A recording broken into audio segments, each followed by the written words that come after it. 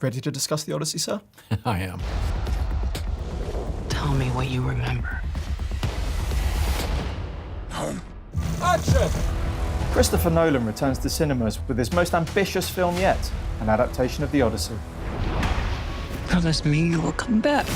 Nolan's take on the Greek epic, set over 3,000 years ago, has a lot of people excited. Why? Well, there's a few reasons. 1, it's a massive summer blockbuster. 2, it's a full circle moment for Nolan. And 3, if you love cinema, or even just love stories, you should probably care about the Odyssey. I'll let Nolan explain. At first sight, you look at the poem and it feels very alien. It feels of another time, another society. You're very conscious of the differences. And then as you engage with the text and as you engage with the story, suddenly you start to realize that no, nothing's changed. These are primal, elemental storytelling things and ideas about society, and that's why Homer sustains. Is it impossible to overstate its importance on storytellers such as yourself? I think it is impossible to overstate. In adapting it, you start unpacking the mechanism, you start unpacking the story modules, models, and the tropes. And of course, as a filmmaker, what you suddenly realize is everything I've done in the past that I thought was stunningly original, all the rest, all derives from Homer, from the Odyssey. It's all stories combined. It's, you know, a family story. It's a coming home story. It's a coming of age story. It's about war and love and death and all of these things so important to us as human beings. It also underpins many incredible movies.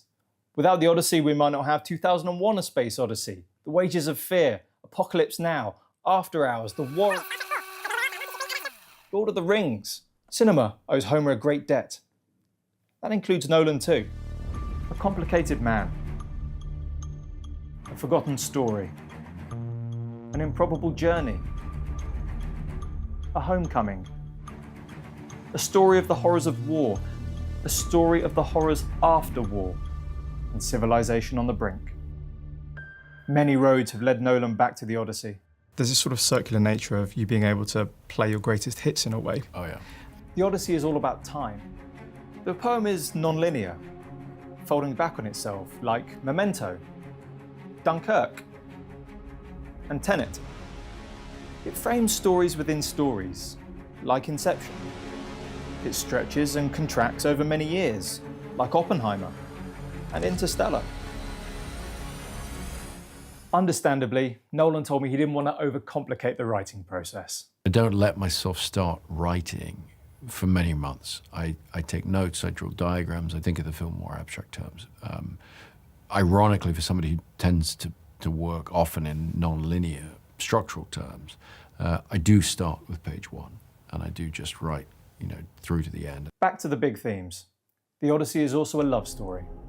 Odysseus is trying to return to his wife Penelope and their son Telemachus, who he hasn't seen for 20 years. It's a love undimmed by space and time, like Cobb, Leonardo DiCaprio's dream thief in Inception, or Cooper, the astronaut played by Matthew McConaughey in Interstellar. This might be a real good time for you to come back. They also just want to get back to their families. Why is this something you return to? And if I hope I'm not overstepping the mark here, but has your family ever asked you about this? No, the family's, starting with Emma, who produces all the films, is so involved with the production. Actually, all 4 of my kids worked on the Odyssey, so no, they've never bothered to ask about it. For me, it's fairly straightforward. I mean, I work in a field where the work becomes at times all-consuming, and it carries you away from your family and around the world. Emma and I have done a very good job of taking our family with us as we've worked, but even that's not possible all the time.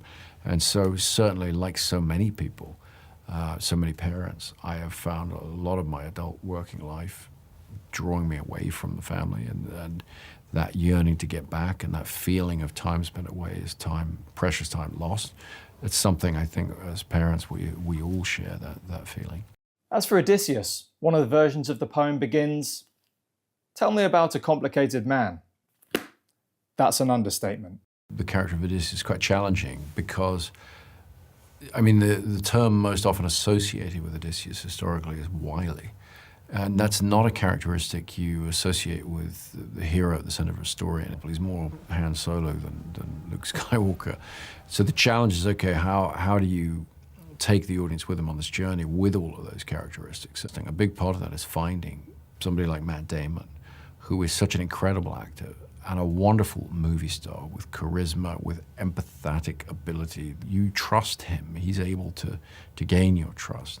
How do you feel that Odysseus fits in with maybe your other complicated men in films past?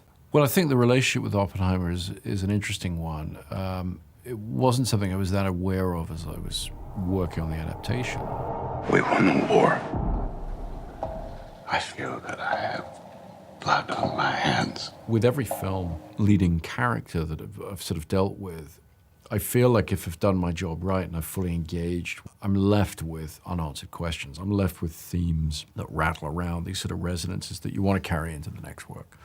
And with the Odyssey, certainly by the end of it, I found a lot of interesting parallels and interesting connections between the figure of Odysseus and the figure of Oppenheimer. Two stories, millennia apart, sharing the same DNA. The Odyssey isn't some dusty old poem.